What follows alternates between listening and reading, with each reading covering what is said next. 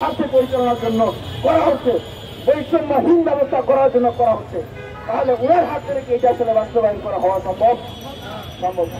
তাই আমরা বলছি যে এই রাষ্ট্র ব্যবস্থাটাকে এখন আমরা একটা ঝুঁকিপূর্ণ অবস্থায় আপনারা নিয়ে এসছেন। এখন এইখানে একটি জাতীয় ঐক্যের সরকার ছাড়া আর কোনো বিকল্প নাই। এই জন্যই আমরা বলছি ছাত্রদেরকে নিয়ে একটা জাতীয় ছাত্র কাউন্সিল করতে হবে, যেখানে সকল রাজনৈতিক দলের আন্দোলনে অংশগ্রহণ করে শিক্ষার্থীরা অংশগ্রহণ থাকবে। আগামী নির্বাচনের আগ পর্যন্ত সবাই মিলে একসাথে দেশ বিনির্মাণ করবে, বিশ্ববিদ্যালয় কলেজ ক্যাম্পাসগুলোতে কাজ করবে, রাষ্ট্র সংস্কার করবে। এবং জাতীয় পর্যায়ে যেটা করতে হবে, রাজনৈতিক দলগুলোকে আপনি আহ্বান করে একটি জাতীয় সরকার গঠন করতে হবে। সেখানে ডাইনামিক বিপ্লবীদেরকে রাখতে হবে। আমরা দেখলাম যে আমাদের ছাত্র উপদেষ্টা বন্ধুরা তারা শুধু বলে বৃহৎ রাজনৈতিক দলের কথা, তারা নাকি খালি বাধা দেয়, আপনার এখন কথা হচ্ছে ভাই নানান কারণে আপনাদেরকে আটকাইতে হয়, আপনারা পাচ্ছেন না কেন?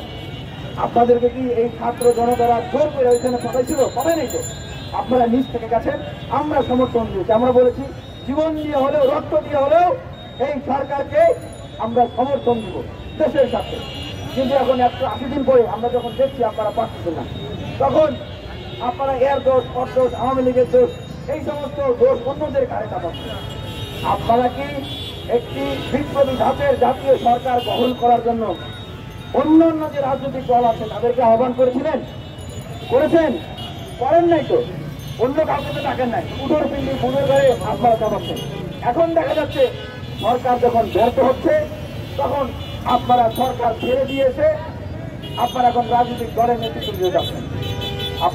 আমরা আপনাদেরকে ভালোবাসি, আপনাদেরকে স্নেহ করি, আমরা চাই ভবিষ্যৎ বাংলাদেশে আপনারা তরুণদের নেতৃত্ব দিক, আমরা আপনাদেরকে স্বাগত জানাই।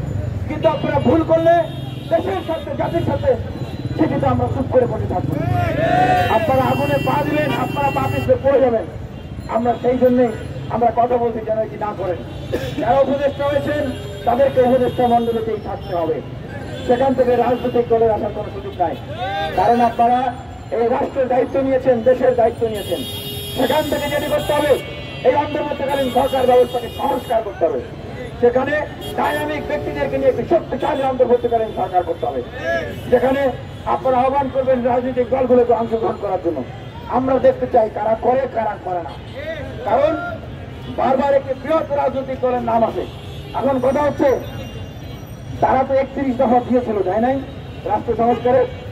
তাহলে এখন যদি জাতীয় সরকার হয় সেইখানে ঢুকে 31 দফার বাস্তবায়ন করে যদি নির্বাচন হয় তাহলে সমস্যা কোথায়? আমরা চাই প্রধান উপদেষ্টার জায়গা থেকে সেই প্রস্তাবটা আসুক, জনগণ দেখবে কে যাকে সাড়া দেয়, কে যায় আর কে যায় না।